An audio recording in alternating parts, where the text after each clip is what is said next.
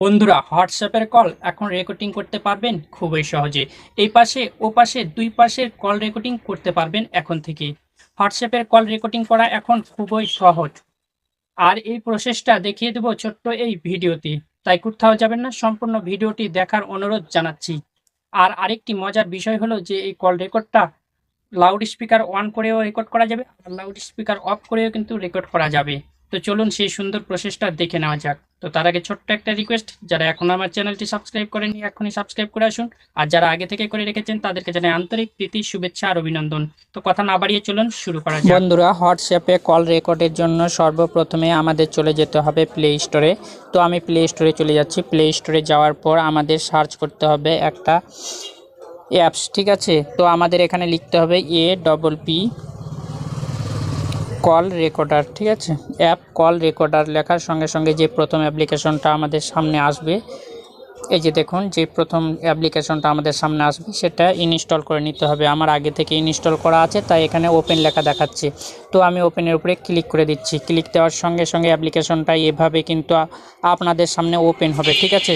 তো ওপেন হওয়ার পরে এখানে দেখুন সর্বনিচে তীর চিহ্নের মতো গ্রিন আকারের একটা অ্যারো রয়েছে, আর উপরে ক্লিক করতে হবে। তারপর আবার ক্লিক করতে হবে। এখানে দেখুন যে একটা ফাঁকা ঘর দেখাচ্ছে, এখানে টিক মার্ক দিয়ে দিতে হবে। দিয়ে আবার গ্রিন অ্যারোটার উপর ক্লিক করতে হবে। এখানে বলছে গ্রান্ট পারমিশন, এখানে পারমিশন দিয়ে দিতে হবে।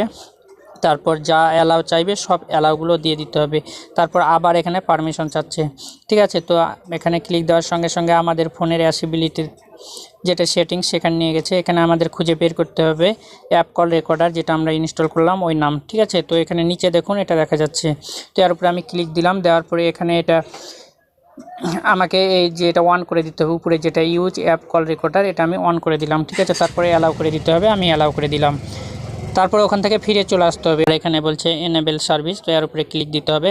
দেওয়ার পরে এখানে দেখুন অ্যাপ কল রেকর্ডার 2 নম্বরে যেটা রয়েছে এর উপরে ক্লিক দিতে হবে। দেওয়ার পরে এটাও কিন্তু আমাদের অ্যালাউ করে দিতে হবে, তো আমি অ্যালাউ করে দিলাম। দেওয়ার পর আবার ফিরে চলে এলাম। তারপর ডান দিকে দেখুন স্কিপ নামে একটা লেখা রয়েছে, এর উপরে ক্লিক দিতে হবে।